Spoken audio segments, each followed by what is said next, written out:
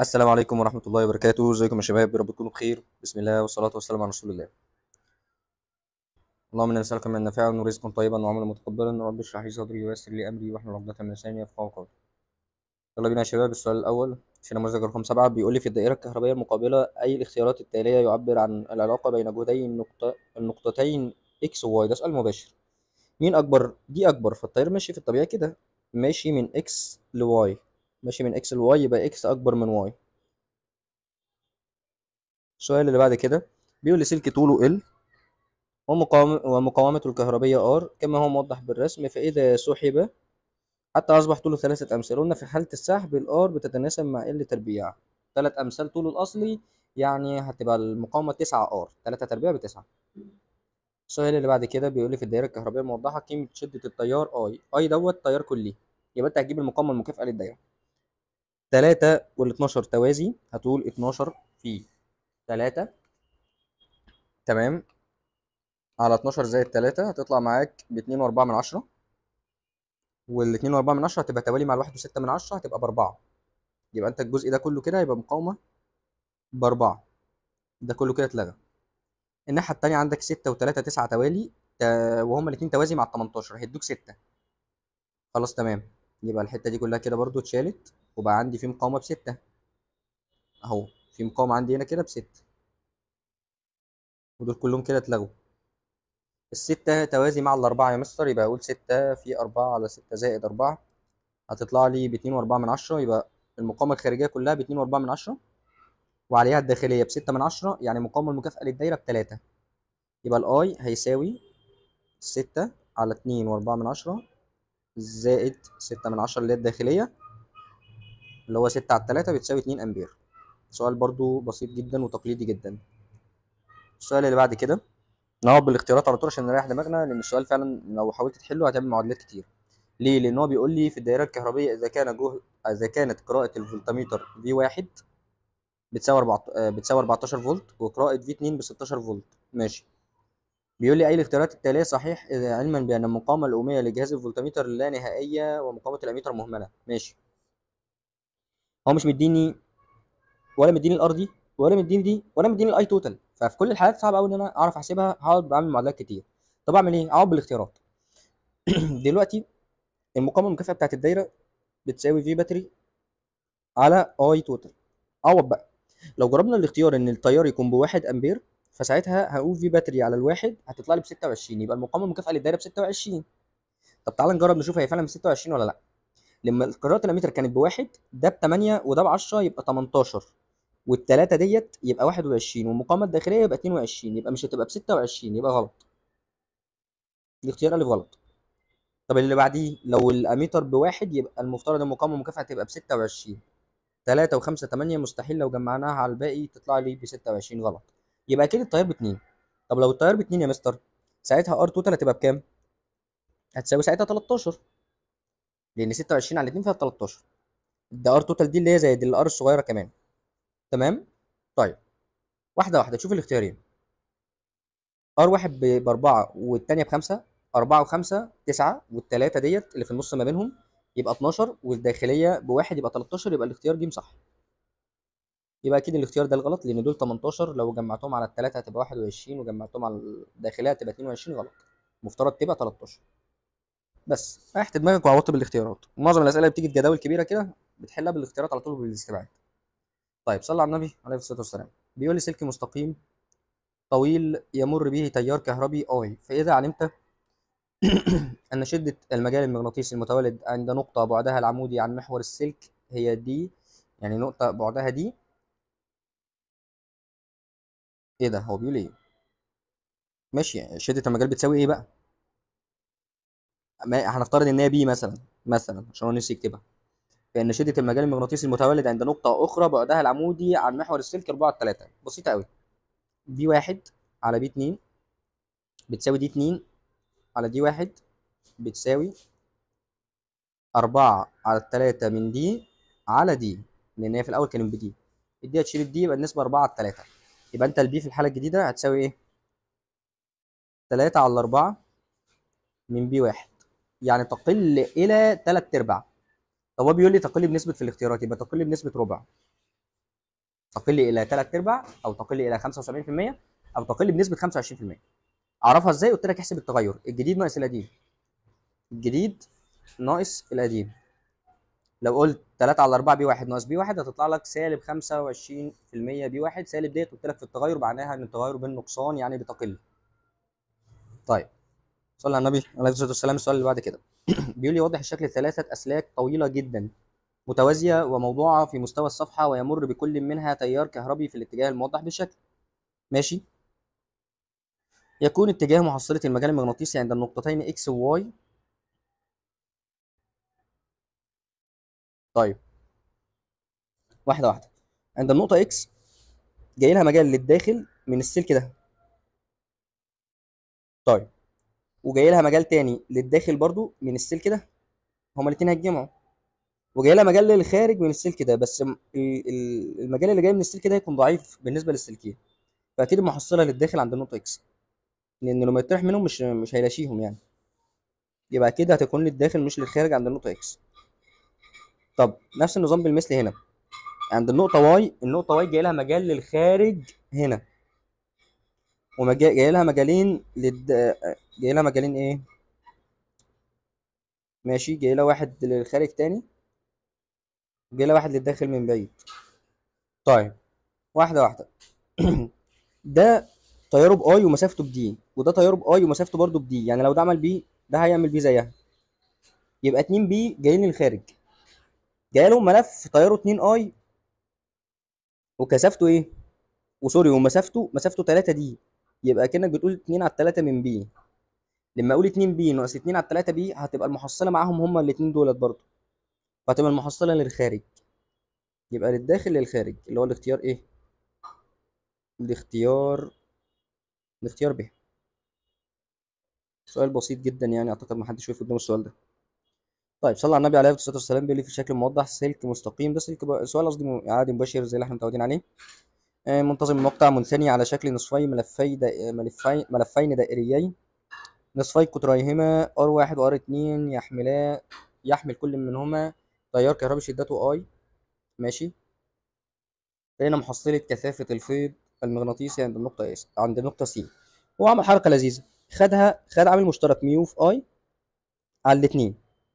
يتبقى لك من قانون ايه؟ القانون ميو في N في I على 2 R. يبقى ايه اللي متبقي لك في القانون؟ الار والنسبة بتاعت الN. يعني الN هي بنص لفة المفترض. تمام. طيب فانت اكنك بتقول ايه؟ اكنك بتقول لي اهو الداخلي نص قطره R1 والخارجي نص قطره R2. يبقى انت هتقول لي الداخلي ناقص الخارجي 1 على R1 ناقص 1 على R2. بس هما طبعا ايه يعني. لا تعالى نعوض بيها على جنب احسن عشان ايه تبقى الاجابه صح بالظبط. يعني احنا هنقول دوت بميو اي العدد اللفات بنص على 2 R1. حلو كده. يعني بيساوي ربع ميو اي على R1. ده اللي هو الملف الداخلي. طب الملف الخارجي ميو نص اي. الار بتاعته بضعف R1 اصلا. فانت هتقول على 2 في 2 R1 يطلع معاك بيساوي تمن ميو اي على R1.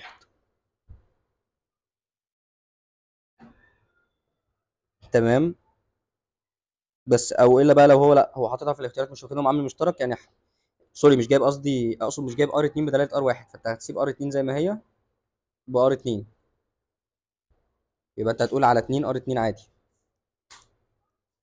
يعني هيساوي ربع ميو اي على R2. فعلا يعني ميو اي على 4 متكرره فيهم هما الاثنين. يبقى انت هتقول ميو اي على 4 مش ميو اي على الاثنين. دي كده غلط ودي كده غلط. ميو اي على 4 في ايه بقى؟ في الفرق ما بينهم، لان طبعا ايه هما محصله ما بينهم طرح لان الطيارين عكس بعض. فتبقى ميو اي على 4 في تفتح قوس 1 على R1 ناقص 1 على R2. طيب صلى على النبي عليه الصلاه والسلام. السؤال اللي بعد كده بيقول لي وضح الشكل واحد سلكين اكس وواي ويمر بكل منهما تيار كهربي 2 اي واي على الترتيب، فكانت القوه المغناطيسيه المتبادله بين السلكين هي اف. ماشي، ده في الشكل واحد. القوه المتبادله طبعا قوه تجاذب، ده بيشد ده باف وده بيشد ده باف برضه. طيب بيقول لي وعندما وضع كل من السلكين في مجال مغناطيسي خارجي كثافه فيض بي كما هو موضح بالشكل 2، المجال الخارجي بي، اصبحت محصله القوه المغناطيسيه المؤثره على السلك اكس منعدمه. ثانيه، السلك اكس بيتسحب بقوه اف من السلك واي، معنى ان هي انعدمت يبقى المجال الخارجي شده بقوه اكس بقوه نفس الاف عكس الاتجاه، نفس القوه، يبقى متضادين متساويتين في المقدار متضادتين في الاتجاه. طب ركز معايا بقى، لو دلوقتي السلك واي بيتاثر بقوه اف من السلك اكس والمجال الخارجي اثر على السلك اكس بقوه اف، يبقى هيأثر على السلك بي بقوه قد ايه؟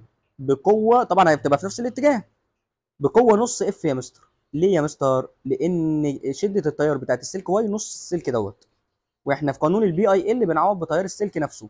فلو هنا تياره 2 اي واتاثر بقوه اف من المجال الخارجي، يبقى اللي تياره اي واحده هيتاثر بقوه نص اف من المجال الخارجي، بس طبعا هيكون في نفس الاتجاه لان المجال العمودي على الداخل فيهم هما الاثنين.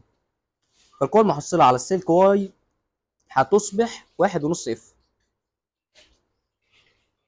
طيب صلى على النبي عليه الصلاه والسلام. بيقول لي جلفانومتر ذو ملف متحرك عند مرور تيار كهربي شدته 250 مايكرو امبير كانت زاويه انحرافه عن وضع الصفر 15 درجه، فإن حساسية الجلفانو تساوي، ده تعويض مباشر على طول، الحساسية بتساوي سيتا على اي، وهتقول لي 15 على 250 هيساوي ايه بقى؟ 15 على 250 هيطلع لي 6 من 100 ديجري لكل مايكرو امبير.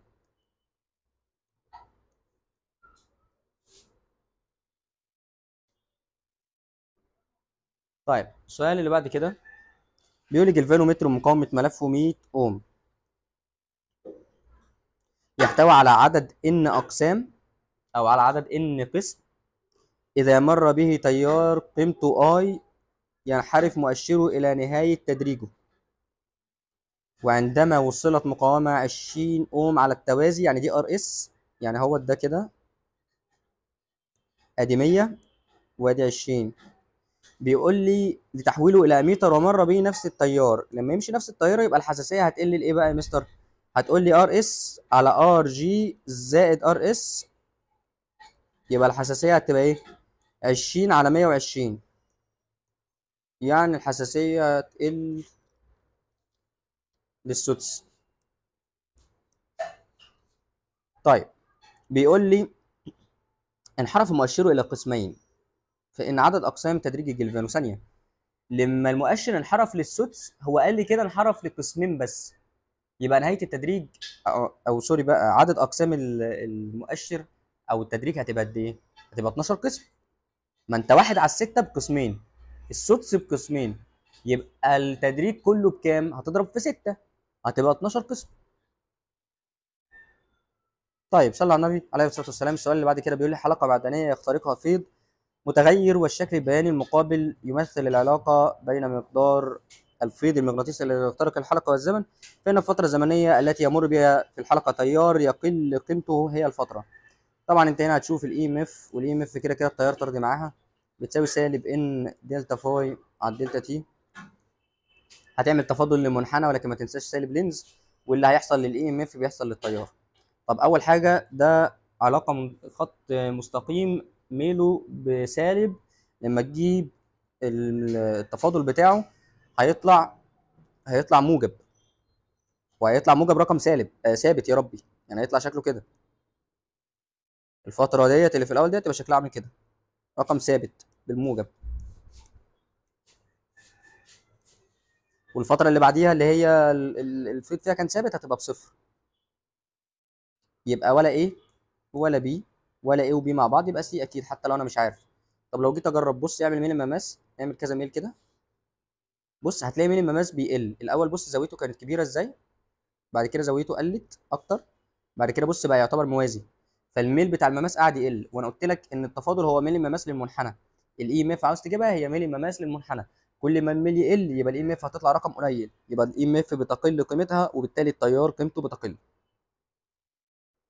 طيب السؤال اللي بعد كده بيقول لي اطار معدني طوله ضعف عرضه. ماشي. موضوع عموديا على فيض مغناطيسي منتظم محدد بالمنطقة الموضحة، فإن الاتجاه الذي إذا تحرك فيه الإطار مسافة L خلال زمن T يتولد أكبر قوة كهربية مستحثة متوسطة. واحدة واحدة. لو مشي في الاتجاه 3 مش هيتولد حاجة، لو مشي في اتجاه واحد برضه مش هيتولد حاجة، لأن هو أوريدي جوه المجال، فهو يقعد يخش جوه أكتر مش هيتولد حاجة. طيب اتجاه 2 واتجاه، سوري أنا قلت هو كاتب واحد وواحد، معلش، أو أنا مش فاهم، هو كاتب هنا واحد وكاتب هنا واحد، أنا مش فاهم هو عاوز إيه بقى. أنا مش عارف مين فيهم أربعة. طيب يعني ولنفترض يعني ايا يكن، انا هشرح لك فكره السؤال، يعني احنا مش بنحفظ، احنا بنفهم فكره السؤال. ولنفترض ان الاتجاه اللي فوق ده هو 4 يعني. طيب فاحنا قلنا واحد غلط وثلاثه غلط. طيب لو راح في 2 هيتولد اي ام اف، ولو راح في اتجاه 4 هيتولد اي ام اف، ولكن الاي ام اف بتتناسب طردي مع معدل التغير في الفيض، وهنا التغير هيكون تغير ايه؟ التغير هيكون تغير مساحه، يبقى انا عاوز اكبر تغير في المساحه. اكبر تغير في المساحه لو مشي في الاتجاه 4، بص الحته هتبقى، بص قد ايه المساحه، قد ايه عماله تتغير، غير هنا بص حته صغيره. طيب صلى على النبي عليه الصلاه والسلام. السؤال اللي بعد كده سؤال مباشر على طول على قاعده لينز. بيقول يمثل الشكل حلقه معدنيه وسلك مستقيم يمر به تيار كهربي في نفس المستوى، في اي اتجاه تتحرك الحلقه ولا ينشا قوه دافعه مستحثه بها. يبقى في اتجاه، بيقول لي الدوران حول محور 2. لا، الحركه في اتجاه محور 2 كانت هتبقى صح، دي غلط. الدوران حول غلط، لما تدور الزاويه هتتغير بتاعه الفيض، مش هينفع الدوران. هو قال لي لا يتولد. طيب الحركه في اتجاه اكس، لا كده هي بتقرب. الحركه في اتجاه واي الحركه الرئيسيه زي ما كنت قايل لك في فيديو الشرح.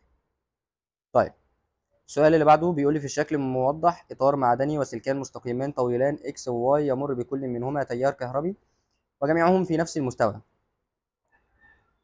في اتجاه التيار، فإن اتجاه التيار المستحث المار في الإطار المعدني إذا انعدم تيار السلك نقط خلال زمن تي. لو انعدم تيار السلك اكس او لو انعدم تيار السلك واي. واحده واحده. لو انعدم تيار السلك اكس، واحده واحده. احنا دلوقتي عندنا مجال للخارج من السلك واي، وعندنا مجال للداخل من السلك اكس. المحصله مع مين؟ هو في نص يعني هو بيسالني عند المركز، فالمحصله مع الكبير اللي هو ده، لان هما كده كده نفس المسافه. طيب فكده كده هي عمودي على الصفحه، عمودي على الصفحه والى الخارج، المجال عمودي على الصفحه والى الخارج. طيب هو السؤال ده مش دقيق قوي لانه فيه غلطه طبعا، لان المفترض في الحاله،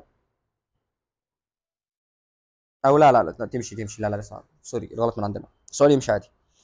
طيب احنا بص، المحصله بتساوي بي واي ناقص بي اكس. ركز معايا بقى، لو انا قللت البي اكس، السالب بيخلي العلاقه عكسيه فالمحصله هتزيد، فلما ينعدم التيار في السلك اكس يبقى مجال اكس ينعدم، فبالتالي المحصله هتزيد يا مستر.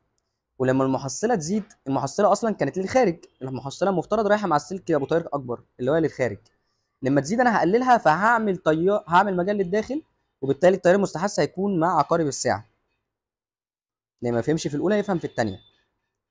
طيب واحده واحده. لما ينعدم تيار السلك واي بقى، المحصله ايه اللي هيحصل لها يا مستر؟ لما ده اللي يقل المحصله هتقل، وبالتالي ايه اللي هيحصل؟ يعني مثلا لو ده كان بيعمل 2 بي وده بيعمل بي، فلما ده يقل ساعتها المحصله هتقل.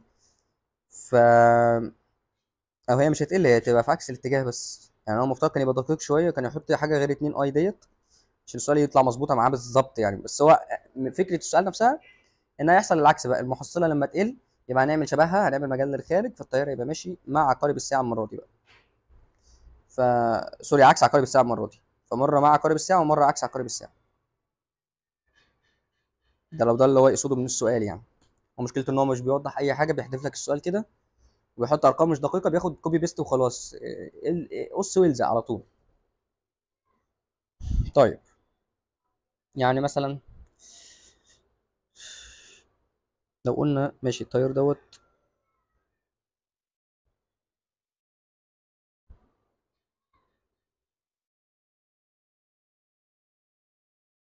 بس هو المجال مش هيتغير،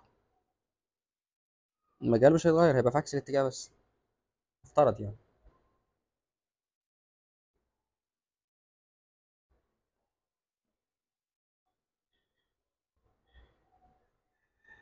مش عارف، مش عارف السؤال ده ماله يعني، هو غريب أوي السؤال ده. لو احنا قلنا ان المجال اتعكس اتجاهه، يعني اكنك دورت الملف مثلا 180 درجة. ماشي. هو كان الخارج بقى للداخل، لما دوره 180 درجة هو كان عمودي، دوره نص دورة من الوضع العمودي، ساعتها هتبقى الزاوية، هنقول دلتا، هنقول ساين 270 ناقص ساين 90 يعني -2، يعني التغير هيتضاعف. لا تمشي نعمل عكس مع عقارب الساعة، وبعد كده مع عكس، هتبقى عكس عقارب الساعة، يبقى يمشي السؤال عادي. طيب صلى على النبي عليه الصلاة والسلام. السؤال اللي بعد كده بيقول لي أي مما يلي يصف بشكل صحيح أفضل، أو سوري بشكل أفضل العلاقة بين تردد المجال المغناطيسي المتغير ومقدار التيارات الدوامية، العلاقة الطردية ما بين التردد والتيارات الدوامية، بافتراض بقاء العوامل الأخرى ثابتة. مع زيادة التردد ينخفض، غلط. مع زيادة التردد يظل ثابت، غلط. مع زيادة التردد يزداد، صح. بيقول لي يوضح الشكل محول مثالي فرق الجهد بين طرفي الملف الابتدائي V، وعند غلق دائرة الملف الثانوي يمر تيار في الملف الابتدائي، ودي الدقة في السؤال، إن لا يسري تيار بالملف الابتدائي إلا عند غلق دائرة الثانوي. بيقول لي فإذا كان عدد لفات الملف الابتدائي N، وعدد لفات الملف الثانوي 4N، زي ما ارسمها لك كده اهوت. فرق الجهد أولا ده محول رافع للجهد، يعني لو هنا الجهد الابتدائي كان بV، هناك هيبقى 4V، لأنه محول مثالي. والتيار لو هنا بI، هيبقى هنا بربع I، على طول كده، سؤال مباشر. طيب السؤال اللي بعد كده بيقول لي لديك محولان كهربائيان، المحول س والمحول ص، مصممان لنقل نفس القدرة عند نفس الجهد والتيار. بيقول لي بقى المحول س يستخدم قلبا حديديا مصنوعا من شرائح رقيقة معزولة عن بعضها، يبقى كده التيارات الدوامية فيه قليلة، يعني كفاءته عالية. بينما المحول ص يستخدم قلبا حديديا مصمتا، يعني التيارات الدوامية كبيرة، يعني الكفاءة قليلة، من نفس المادة. أي الخيارات التالية يصف بشكل أفضل؟ طيب كده س كفاءته أعلى، يبقى المحول ص أكثر كفاءة، غلط. ص أكثر كفاءة، غلط. كفاءة المحاولين متطابقة، غلط. من غير ما تكمل على طول يا باشا، هي بيها مش سهلة. طيب السؤال اللي بعد كده بيقول لي، ده سؤال متاخد بالنص برضو من كتاب الامتحان، كان موجود فيه: في جهاز الاميتر الحراري كمية الحرارة متولدة في سلك البلاتين والإيريديوم نتيجة مرور تيار كهربي متردد تتناسب طرديا. كمية الحرارة يا مستر بتتناسب مع اي افكتيف تربيع، او بتتناسب مع في افكتيف تربيع، دي قدرة عادي، في تربيع على ار او اي تربيع في ار عادي. هي مش بتتناسب عكسيا مع في افكتيف تربيع، مش بتتناسب طرديا على طول مع اي افكتيف على طول، ومش بتتناسب مع اي ماكس، هي بتتناسب مع في افكتيف تربيع، ماشي. السؤال اللي بعد كده بيقول لي تتذبذب دائرة ال سي بتردد 1 ميجا هرتز، ده الاف، إذا كانت سعة المكثف 10 نانو فراد، ده السي. يكون معامل الحث الذاتي تعويض مباشر في القانون بتاعنا 1/4 باي تربيع اف تربيع في سي، على طول تعويض مباشر. ادي 1/4 باي تربيع الاف بكام؟ تعمل قوسين كده تقول لي 1/10 أس 6 اللي هي الميجا الكل تربيع، وبعد كده تضرب لي في 10 في 10 أس -9 اللي هي السعة أو السي يعني. طلع معايا 2.53 مايكرو، ده هو الاختيار ألف.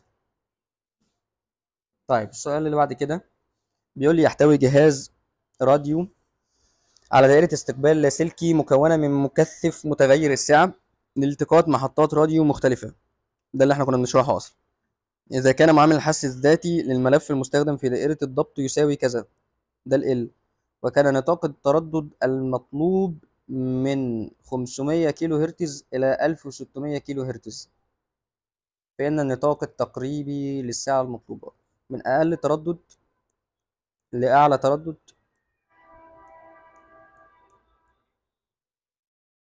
هتساوي إيه يا معلم؟ هتساوي من أعلى سعة، لأن العلاقة عكسية، إلى أقل سعة. أو هي مش هتساوي يعني، أنا أقصد يعني أنت لو عاوز تجيبها هتعوض كده يعني. هتعوض كده، يعني مش بتساويها. يعني انت لو عاوز تحسب اعلى سعه هتعوض باقل تردد، ولو عاوز تحسب اقل سعه هتعوض باعلى تردد، واحده واحده. تعال نجيب اقل سعه، يعني هنعوض باعلى تردد. هنقول واحد، طبعا السعه هتساوي واحد زي السؤال اللي فوق على 4 باي تربيع اف تربيع في ال. انت هتقول لي واحد على 4 تربيع على 4 باي تربيع يا ربي. الاف بكام؟ تفتح قوس، عاوزين اقل سعه يبقى اعلى تردد، اعلى تردد اللي هو 1600 كيلو، 1600 في 10 اس 3، تقفل القوس وتربع وتضرب في الواحد ملي اللي هي معامل الحس الذاتي، تطلع معاك بواحد في 10 اس سالب 12. سوري لا، دي ب 10 في 10 اس سالب 12، يعني 10 بيكو، مش 100 بيكو ولا 1 نانو ولا 10 نانو. الاختيار الف هو اللي صح عشان هو الوحيد اللي صح. طب عاوز اتاكد، عوض بالتردد الثاني عشان تجيب الساعه الثانيه، المدى الثاني بتاع الساعه. قال لي ب 540 كيلو، تمسح ال 1600 وتكتب مكانها 540، نفس القانون زي ما هو.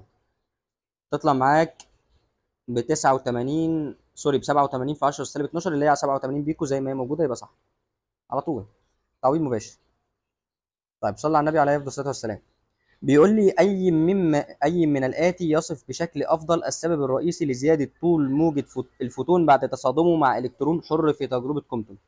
يا ترى فقدان الالكترون جزءا من طاقته؟ لا، الالكترون ما بيفقدش، الفوتون هو اللي بيفقد. فقدان الفوتون جزءا من طاقته صح. زياده كتله الالكترون ثابته اصلا. نقصان سرعه ثابته برضه.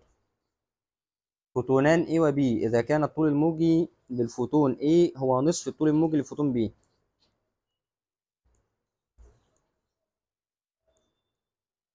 وكانت طاقة الفوتون B تساوي 3 في 10 أس سالب 9، فإن كتلة الفوتون A، أولا طاقة الفوتون A هتساوي ضعف بقى طاقة الفوتون B، طالما الطول الموجي النص يبقى الطاقة الضعف، وهي بتساوي ام سي تربيع. يبقى الام يا مستر بتاعت A هتساوي 2 اي بي على سي تربيع على طول. 2 في الاي بي بكام؟ ب3 في 10 أس سالب 19 على السي تربيع اللي هي 9 في 10 أس 16. تطلع معاك الاختيار ألف. السؤال اللي بعد كده بيقول لي يتم استخدام مقياس حرارة بالأشعة تحت الحمراء لقياس درجة حرارة سطح معدن ساخن. يكتشف المقياس أن الطول الموجي الأقصى شدة إشعاع المنبعث من السطح هو 1 مايكرو متر. بناء على دراستك لمنحنى بلانك المقابل، ما درجة حرارة سطح المعدن دوت؟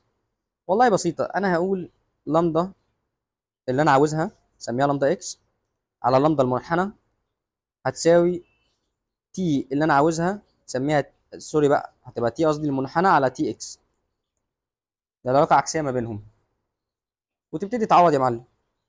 لامدا إكس أنا مش عارفها، أو لا سوري أنا عارفها، هو مدالي بواحد مايكرو، أنا آسف. 1 في 10 أس سالب 6 على لامدا بتاعت المنحنى ب 500 نانو. 500 في 10 أس سالب 9 تطلع لي بكام؟ ب5 في 10 أس سالب 7. في تي بتاعت المنحنى درجة الحرارة كانت ب 6000 على درجة الحرارة اللي أنا عاوزها، اعمل طرفين في وسطين. يبقى أنت لو عاوز تحسب درجة الحرارة تي إكس هتقول 6000 في 5 في 10 أس سالب 7 على 1 في 10 أس سالب 6، تطلع معاك ب3000.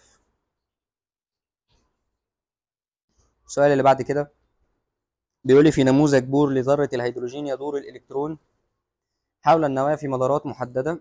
إذا انتقل الإلكترون من مدار طاقة أعلى إلى مدار طاقة أقل فإنه يصدر فوتونا اللي هو كما من الضوء أو كما من الطاقة. ما الذي يصف العلاقة بين طاقة هذا الفوتون والطول الموجي المصاحب له؟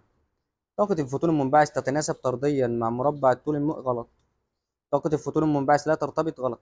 كلما زادت طاقة الفوتون زاد الطول الموجي غلط. كلما زادت طاقة الفوتون قل الطول الموجي. الطاقة عكسي مع الطول الموجي، وسؤال مباشر قوي يعني. طيب السؤال اللي بعد كده بيقول لي ينتج جهاز أشعة سينية فوتونات طاقتها 20 كيلو إلكترون فولت. تمام، يبقى كده دي الطاقة بتاعت الفوتونات.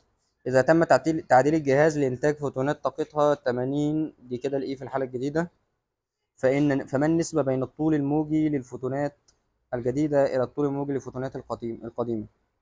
عاوز لمدة 2 على لمدة 1، يبقى أنت بتتكلم عن إيه 1 على إيه 2، يعني 20 على 80 اللي هو كام؟ 1/4. سؤال مباشر أوي يعني. طيب السؤال اللي بعد كده بيقول لي أمامك مخطط لمستويات الطاقة لذرتي الهيليوم والنيون لإنتاج الليزر الهيليوم نيون. أي مما يلي صحيح فيما يخص عملية إنتاج الليزر؟ يحدث الإسكان المعكوس بمستوى الطاقة E1. غلط، بيحصل في E2 هنا. طيب ينبعث فوتون ليزر طاقته تساوي E2 ناقص E0. غلط، E2 ناقص E1 من هنا لهنا، بيطلع ساعتها فوتون الليزر. تصطدم ذرات الهيليوم المثارة بذرات النيون في المستوى E0. صح. تصطدم ذرات الهيليوم المثارة بذرات النيون تصادما مرنا. غلط، غير مرن عشان بتديها طاقتها كلها. طيب الجزء اللي بعد كده او السؤال اللي بعد كده بيقول للتسجيل هولوجرام عالي الجودة يجب ان يكون فرق الطور بين موجتي ليزر بعد انعكاسهما عن جسم اقل من لمدة راديان. اذا كان طول موجة الليزر المستخدم 532 نانو، فما اقصى فرق مسار؟ بسيط قوي، فرق الطور بيساوي فرق المسار في 2 باي على لمدة.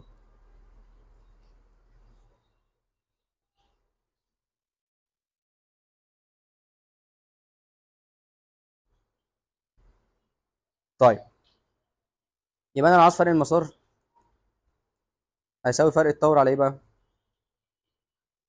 هيساوي فرق الطور في اللمدة على 2 باي، هشقلب دول واوديهم الناحية التانية. طب اللمدة ب 532 في 10 أس سالب 9، أهي لمدة على 2 باي في فرق الطور اللي هو قلب باي، أصلا هو مدولي إن هو باي، يبقى الباي هتشيل ديت، يبقى كأنك قسمت الطول الموجي على الاتنين. لما تقسم 532 نانو على الاتنين هتطلع لك 266 اللي هو الاختيار ألف. صلى على النبي عليه الصلاة والسلام. السؤال اللي بعد كده بيقول إلكترون ذرة الهيدروجين في مستوى الطاقة K عند امتصاصه فوتونا ذات طاقة E وتردد نيو انتقل إلى المستوى N، يعني هو كان هنا طلع هنا، ثم بعد انقضاء فترة العمر في كل مرة يحدث له انبعاث تلقائي من المستوى N إلى من N ل M، ثم من M إلى L، ثم من L إلى K، نزل على 3 مرات، وينبعث منه 3 فوتونات بترددات لمدة نيو 1 نيو 2 نيو 3 على الترتيب كما موضح. فإن باين قوي إن النيو اللي هي الطول الموجي الأصلي اللي هو الكبير بتاع ده كله اللي هو اتش في نيو، مش هو استلم اتش في نيو؟ ما هو الطاقة بتاعته كلها بتساوي ال3 طاقات اللي هو طلعها، لسه قايلينها في فيديو الشرح بتاع الحديث. بالتالي لو فكيت دي الاتش في نيو، دي هتتفك الاتش في نيو 1، ودي هتتفك الاتش في نيو 2، ودي اتش في نيو 3، فالاتشات هتشيل بعضيها، هيبقى لك فعلا ان نيو بتساوي نيو 1 زائد نيو 2 زائد نيو 3 اللي هو ب. طيب صلى على النبي عليه الصلاة والسلام. السؤال اللي بعد كده بيقول لي وضح الشكل جزءا من دائرة بها عدة بوابات منطقية حيث يكون الخارج له عندما يكون الداخل كما هو موضح، فإن جي قد تكون الخارج لو له يبقى داخل لها صفرين، والداخل هنا 1 و1. ازاي 1 و1 يخشوا على بوابة يطلع لي صفر؟ يبقى مستحيل جي ديت تكون اور، مستحيل تكون اور. ماشي، مستحيل تكون اند برضو، لو دخلت على اند 1 و1 هتطلع لك ايه؟ هتطلع لك 1. طيب ايوه ممكن يكون في 2 نوت بعديهم اند، ليه بقى؟ لان انت ال2 نوت دولت هيعكسوا لك الوحيدين، هيخليهم اصفار، ولما تدخلهم على الاند هيطلع لك صفر. هنا لو عملت الشكل دوت، الواحد هنا هيخش يطلع من هنا صفر، والواحد ده يكمل كده فيطلع لك ب1، هنا طلع صفر عندك فغلط. السؤال اللي بعد كده بيقول لي إذا وصل دايود وبطارية ومقاومة على التوالي كما بالشكل، فإن فرق الجهد بين طرفي المقاومة R يساوي. عاوز فرق الجهد ما بين المقاومة. طيب علما بأن مقاومة الدايود في حالة التوصيل الأمامي بالرقم ده، وهو متوصل أمامي أصلا. طيب وفي حالة التوصيل العكسي ما لا نهاية. واحدة واحدة بقى، هتحسب التيار الكلي هيساوي 8 على المقاومة الكلية اللي هي ب2.2 زائد 0.211 الكل في 10 أس 3 عشان هو قال لي بالكيلو أوم. فأنت اهوت هتقول لي 8 على 2.2 زائد 0.211 في 10 أس 3. شدة التيار هتطلع معايا برقم كده 3.318 في 10 أس سالب 3. هاخدها بقى أعوض بيها. لو عاوز فرق الجهد هقول I في R 2.2 في 10 أس 3 في التيار اللي طلع معايا ده. يبقى أنا هاخد التيار وأضربه في 2.2 في 10 أس 3 يطلع معايا ب7.3. وأصلا هي باينة أصلا، يعني مستحيل يطلع ب7 ومستحيل يطلع بصفر، وأكيد مش هيطلع قد الفي باتري بالظبط يعني، لأن الدايود طالما ليها مقاومة يبقى خدت جهد. طيب السؤال اللي بعد كده بيقول لي في دائرة الترانزستور إذا كانت قراءة الأميتر 1.5 ملي أمبير تكون قراءة الفولتميتر. هنا 1.5 ملي يعني ده الأي سي بيساوي 1.5 ملي أمبير. واحدة واحدة. هو عاوز إيه؟ عاوز قراءة الفولتميتر، عاوز في سي إي. طب بسيطة أوي، ما هو الفي سي سي بتساوي أي سي ار سي زائد في سي إي، يبقى الفي سي إي بيساوي في سي سي ناقص اي سي في ار سي. هو مديني الاي سي ومديني الار سي برضه. طيب ومديني الفي سي سي برضه. ده سؤال مباشر قوي. طيب هتقول اي سي في ار سي اللي هو 1.5، 1.5 في 10 اس سالب 3 هتضربها في 600 كده انت جبت الجهد هيطلع لك ب9 والفي سي سي ب1.5، يبقى انت هتقول 1.5 ناقص 9 هتطلع لك ب6، يبقى الفي سي اي هتطلع ب6. خلي بالك عشان ده ساعات بيسميه جهد الخارج. ها، الفي سي اي ده ساعات بيسميه جهد الخارج عشان ما تقعدش تتلخبط فيه على الفاضي يعني. طيب صلى على النبي عليه الصلاه والسلام. الفكره المتكرره كل سنه بيقول لي في بلوره سيليكون نقيه تركيز الفجوات بها 3.2 في 10 اس 9 سنتيمتر اس سالب 3. ماشي، دي نقيه يعني هو اداني الان اي. بيقول لي وعندما اضيف اليها شوائب من عنصر ما اصبح تركيز الالكترونات الحره بها 1.6 في 10 اس 13. ثانيه واحده، هو الان اي ده عباره عن ايه؟ عباره عن تركيز الالكترونات او الفجوات، لان كده الاثنين قد بعض طالما هي نقيه. طب بعد التطعيم لو خدت بالك لما كده تركيز الالكترونات زاد بقى 1.6 في 10 اس 13، اللي فوق 3.2 في 10 اس 9 بس، انما دي 10 اس 13 يبقى الالكترونات تركيزها زاد. يبقى اكيد هو طعمها بشوائب خماسي اللي هو من النوع ان طيب. بس ده مش هيخليني احسب اصلا، ده سؤال طلع سهل قوي. السؤال دوت بسيط قوي، كنا حالين زيه في فيديو رسم البياني. ده عامل زي السؤال بتاعي لما يجيب لك بطاريه توصلت مع مقاومتين مختلفتين وكل مره طلع تيار كلي مختلف، بتروح تحسب الار الداخليه وبعد كده بترجع تعوض تحسب الفي باتري. فانا هعمل معادلتين، هقول كده كده الفي باتري في الحاله الاولى هي الحاله الثانيه عشان هي نفس الدايره، وتبتدي تفك بقى. طيب من على الرسمه لما الاي كانت ب3 المقاومه ار في كانت ب2، فهقول 3 في 2 ب6 زائد 3 ار الصغيره، ده اللي هو التيار اللي كان ماشي، بيساوي التيار لما كان ب2 المقاومه كانت ب4، فاقول 2 في 4 ب8 زائد 2 ار صغيره. هاخد ديت واوديها هنا واخد دي واوديها هنا، يبقى انت عندك يا مستر ار الصغيره الواحده بتساوي 2 اوم. عوض بقى في اي معادله، لو عوضت بيها مثلا في المعادله ديت هتقول 6 زائد 2 في 3 ب6 يعني 6 زائد 6 ب 12، او في المعادله ديت 2 في 2 ب 4 زائد 8 ب 12 برضه. السؤال اللي بعد كده بيقول لي في الدائره الموضحه ماذا يحدث لكل من قراءه الاميتر وقراءه الفولتميتر وذلك عند غلق المفتاح كي. اولا هو قال لي مع الاخذ في الاعتبار ان مقاومه الفولتميتر لا نهائيه واهمال مقاومه الاميتر. طيب التيار هيمشي كده، هيجي كده قبل الغلق حتى كان هيمشي كده وهيمشي كده يعدي كده، لان الاميتر ده كأنه سلك فاضي لان مقاومته مهمله ومفيش حاجه طبعا بتمشي في الفولتميتر. طيب يا مستر يبقى انت اصلا المقاومه دي كده ملغيه معاك. تمام. طيب التيار كان بيقرا ايه؟ بيقرا الاميتر بيقرا التيار كلي. يعني قراءه الاميتر في الحاله الاولى كانت ايه بقى؟ كانت في باتري على الاثنين ار ديت زائد الار الداخليه. لما اقفل المفتاح في مقاومه اتوصلت على التوازي، فالتيار الكلي هيقل، يبقى قراءه الاميتر هتقل. طب قراءه الفولتميتر هيحصل لها ايه؟ الفولتميتر بيقرا اي في ار، التيار قل يبقى الفولتميتر هتقل لان المقاومه دي ثابته، يبقى تقل تقل. السؤال اللي بعد كده يا شباب، السؤال التقليدي، سلك معدني طويل، سلك معدني طوله 1 متر، يمر به تيار شدته 2 امبير من A الى B، فإن مقدار واتجاه كثافة الفيض المغناطيسي اللازم التأثير به ليتولد على السلك قوة مغناطيسية 2/10 نيوتن لأعلى. طب البي هتساوي F على IL على طول. طيب أول حاجة نطبق القاعدة، التيار رايح كده بإيدينا الشمال طبعا، والقوة لفوق، يبقى إيه اللي هيحصل؟ المجال عمودي على الصفحة وإلى الداخل لداخل الصفحة. طب المجال تعويض مباشر، هقول 2/10 على 2 في 1، فهتطلع 2/10 على 2 هتطلع لي ب1/10 اللي هو الاختيار ده. السؤال اللي بعد كده بيقول لي في الشكل الموضح ملف لولبي مقاومته الأومية نص ار، دي مقاومة الملف، مدمج في الدائرة الموضحة، فإن كثافة الفيض عند منتصف طول الملف على محوره تصبح أكبر ما يمكن عند غلق المفتاح إيه فقط. أنهي واحد فيهم بقى؟ واحدة واحدة. أكبر ما يمكن كثافة الفيض تبقى أكبر ما يمكن لما التيار اللي ماشي يكون أكبر ما يمكن. التيار بيساوي في باتري على ار. تعال نشوف بقى يا معلم. أول حاجة الملف مقاومته نص ار، لو قفلت المفتاح الأول هتبقى في باتري على 1.5 ار.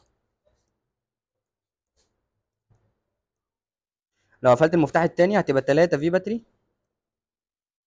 على 3.5 ار. لو قفلت المفتاح التالت هتبقى نص في باتري على نص ار.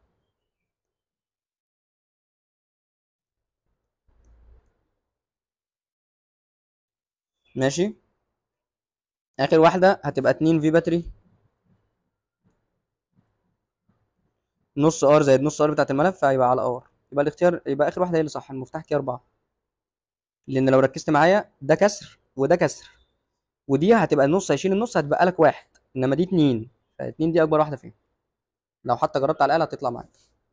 طيب صلى على النبي عليه الصلاه والسلام. في السؤال اللي بعد كده بيقول لي في الشكل المقابل حلقه دائريه معزوله يمر بها تيار كهربي شدته اي، وسلك مستقيم معزول طويل يمر به تيار كهربي شدته اي برضه، وكلاهما في نفس المستوى، فاذا انعدمت كثافه الفيض عند مركز الحلقه سي، فان البعد سي لما ينعدم يبقى بي واحد بيساوي بي 2، بي سلك بيساوي بي ملف. طب هنا ميو اي على 2 باي دي، هنا ميو ودي حلقه يعني عدد لفاتها بواحد، يبقى اقول ميو اي على 2 ار.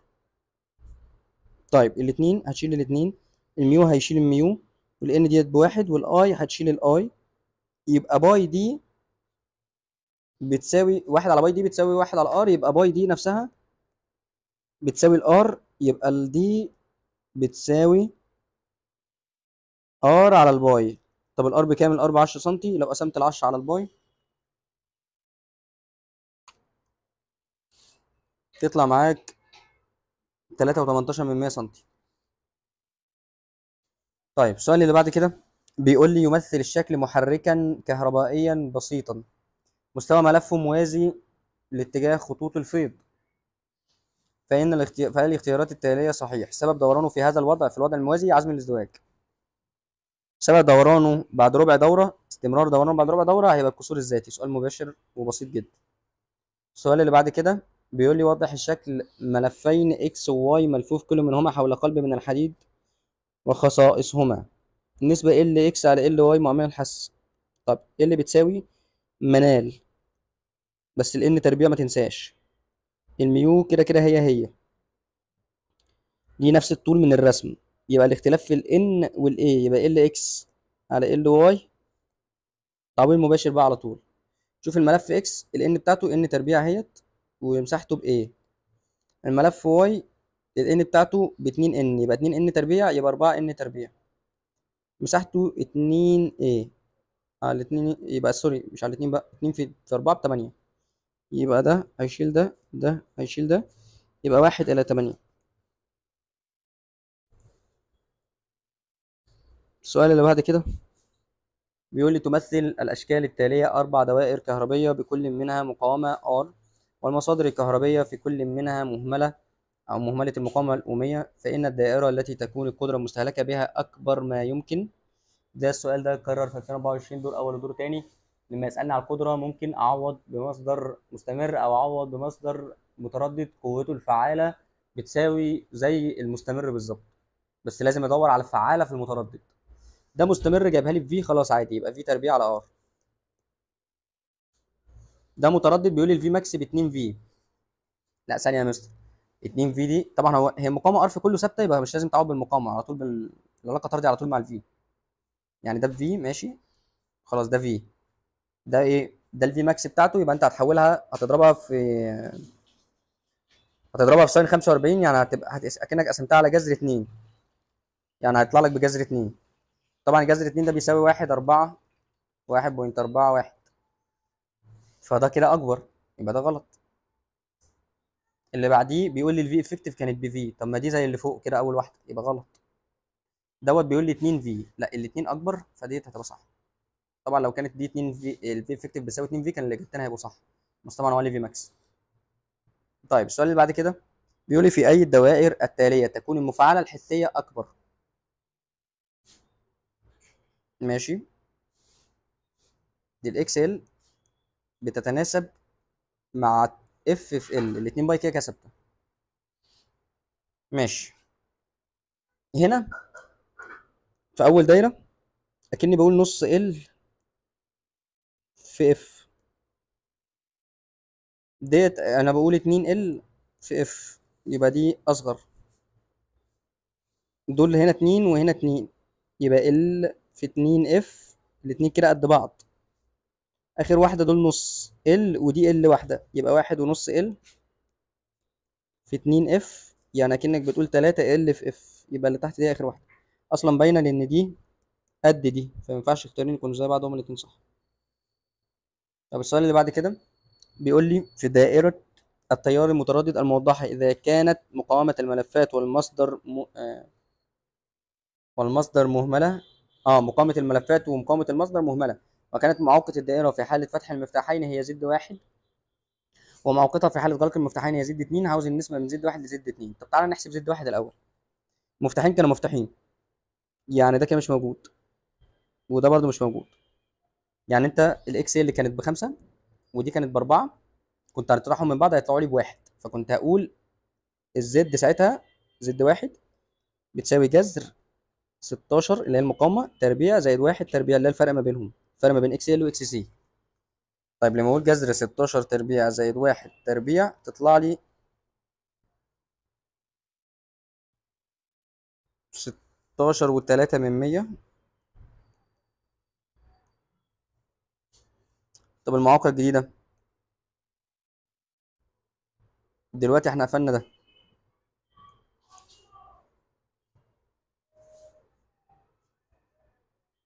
ده اتقفل دول كده بقوا باتنين ونص، وده اتقفل دول كده بقوا بتمانية، فكأني بقول جذر 8 تربيع زائد الفرق ما بينهم اتنين ونص ناقص أربعة يديني سالب واحد ونص، يبقى كأني بقول زائد واحد ونص تربيع، مش تفرق بقى السالب. ادي جذر 8 تربيع زائد واحد ونص تربيع تطلع لي بتمانية وأربعتاشر. اقسم بقى يا معلم.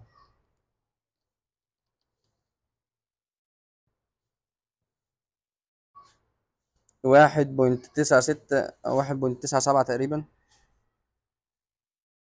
هي مش جذر اتنين، ومش جذر اتنين على الاتنين،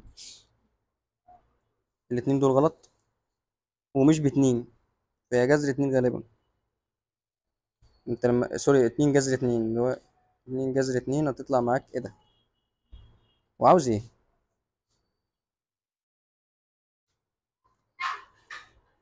ماشي يا عم، هو عايز المواقف في الحالة الأولى على المواقف في الحالة التانية.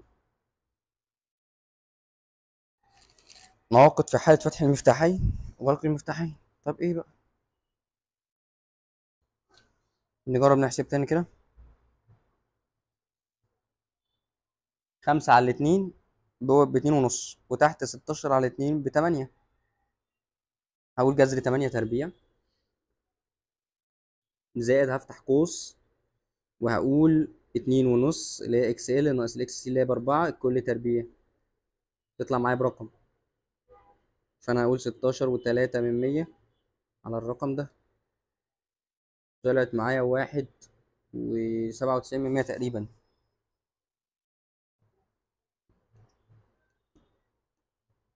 طب ده انهي اختيار بقى؟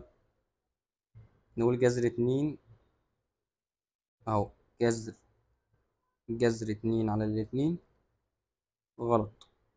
طب جذر 2 لوحدها برضو غلط. طب 2 اكيد مش بالرقم ده، هو بيقربها يعني. انا فهمت، انا فهمت، هو تقريبا بيحاول يقربها بس ده غلطة منه يعني برضو. نفسي يجيب سؤال عدل، نفسي يجيب ارقام عدلة في الاختيارات يعني. خلاص، هو يبقى هو قرب الواحد وسبعة وتسعين دي، قربها الاتنين يعني، قرب النسبة الاتنين. تعالى كده نجرب نعمل حاجة اصلا. يعني الجذر 16 تربيع زائد ايه، نعملهم كده على طول على الآلة يعني من غير ما نجيب الناتج. 16 تربيع زائد 1 تربيع على جذر 8 تربيع زائد 1.5 تربيع على الآلة، هتطلع ايه؟ هتطلع ايوه، هتطلع برضو ب1.97. ماشي. طيب بيقول لي إذا كان الطول الموجي المصاحب لحركة الإلكترونات في الميكروسكوب الإلكتروني واللازم لتكوين صورة لجسم ما بكذا، فإن فرق الجهد. قلت لك لما يديني الطول الموجي ويطلب فرق الجهد، بروح أحسب السرعة. بالسرعة بعوض. السرعة هتساوي اتش على ام اي في لامدا. فرق الجهد هيساوي ام اي في تربيع على 2 اي. تعالى نحسب الأول. السرعة 6.625 في 10 سالب 34 على الكتلة 9.1 في 10 سالب 31، هتضرب في الطول الموجي اللي هو مدولي ب4 من 100 نانو، يعني في 10 أس سالب 9. طلع معايا رقم، أقوم واخد الرقم ده مربعه، ما تنساش تربعه عشان دي السرعة، وأضربه في كتلة الإلكترون وأقسم على شحنة الإلكترون مضروبة في 2. طلع معايا 942. طيب السؤال اللي بعد كده بيقول لي يمثل الشكل خطين طيفيين في ذرة الهيدروجين ينتج عنهما فوتونان كمية تحركهما بي ال اي وبي ال بي. السؤال ده حليناه قبل كده في كتاب الامتحان تقريبا. بي ال بتتناسب طردي مع الاي، يبقى انت لو عاوز بي ال اي على بي ال بي، يبقى انت عاوز يا مستر دلتا اي بتاعت الانتقال A على الدلتا اي بتاعت الانتقال B. يبقى انت يا مستر عاوز الاي 2 ناقص اي 1 اللي هو الانتقال A نازل من المستوى التاني على الاول، وهنا عاوز اي 3 ناقص اي 2 نزل من التالت على التاني. بسيطة اوي. انت عارف بقى بتعوض سالب 13.6 على الرقم مستوى تربيع.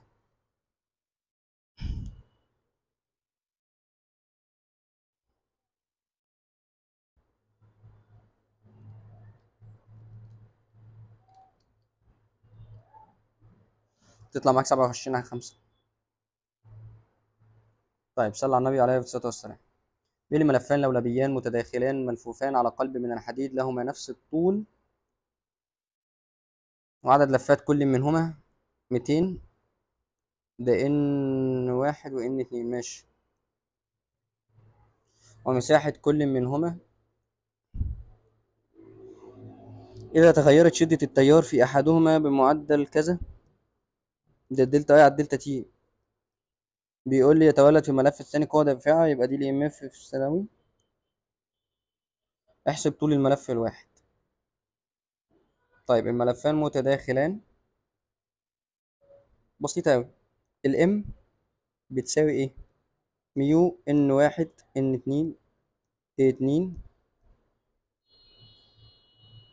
على ال واحد. أي واحد فيهم بقى كده كده من نفس الطول. طيب وهي الام ديت بتساوي اي ام اف دلتا تي على الدلتا اي. فانت هتعوض هنا، هتقوم حاسبها وتقوم جايبها تحت ومطلع الطول ده مكانها وتعوض تعويض مباشر. طب تعالى نحسب الام الاول. الاي ام اف بكام؟ ب2، هضربها في الدلتا تي على الدلتا اي، يعني 1 على 25، تطلع معايا 8 من 100 هنري. او 80 ملي هنري يعني.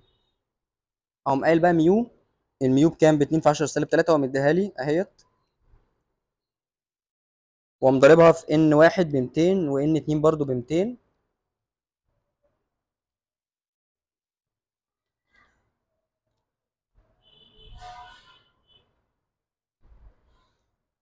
الايه بكام؟ الايه ب 4 سنتيمتر مربع، يعني انت هتقول 4 في 10 اس سالب 4 على الام اللي لسه طالعه لك. يطلع معاك الطول يا باشا يا باشا ب 4 من 10 متر.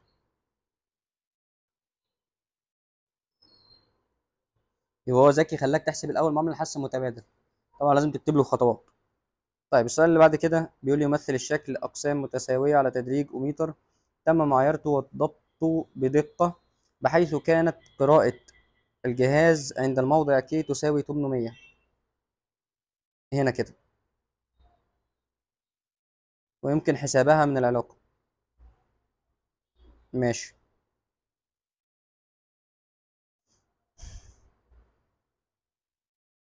ماشي.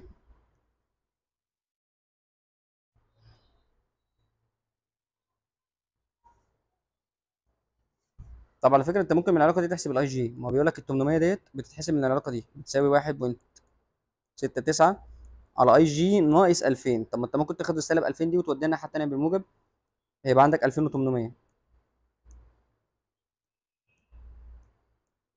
لو وديت دي كده، او اقصد يعني لو نزلت دي وطلعت دي الاثنين واحد، يعني هيطلع عندك ان الاي جي هتساوي 1.69 على 2800، سوري 1.96 على 2800، هتطلع معاك بكام؟ ب 7 في 10 سالب 4. انت كده جبت الاي جي. ماشي. بيقول لي بقى ايه؟ هات لي القوه الدافعه الكهربيه لجهاز الاوميتر. طيب انت محتاج الاول تحسب اصلا مقاومه الاوميتر نفسها. هتحسبها ازاي؟ هتحسبها من عند ال 800 ديت. ال 800 دي بتودي فين؟ التدريج ادي 1 2 3 4 5 6 7، يعني ال 800 عند خمس تسبيعات التدريج، يعني انت هتقول لي 5 على 7 بتساوي ار اوميتر على 800 زائد ار اوميتر. طيب هتمشيها طرفين في وسطين وهتقوم عامل له كده اهوت، هتطلع معاك بقى ايه؟ تطلع معاك الار اكس ديت اللي هي 800 بتساوي 2 ار اوميتر على 5. يبقى ار اوميتر بتساوي ايه بقى؟ 5 على 2 في الرقم ده في 800، تطلع معاك ب 2000. تمام، ب 2000 اوم. دي الار اوميتر يا مستر. تروح تحسب منها القوه الدافعه. القوه الدافعه في باتري هتساوي اي جي في ار اوميتر. اي جي ب 7 في 10 اس سالب 4، ار اوميتر ب 2000، تطلع معاك 1.4 من 10. يبقى هتساوي 1.4 من 10 فولت. بعد كده هتلاقي المقاومة المجهولة ار اكس. ار اكس ديت عند سبعين التدريج، ادي 1 2 سبعين التدريج، يبقى ار اكس دي هتطلع بكام يا مستر؟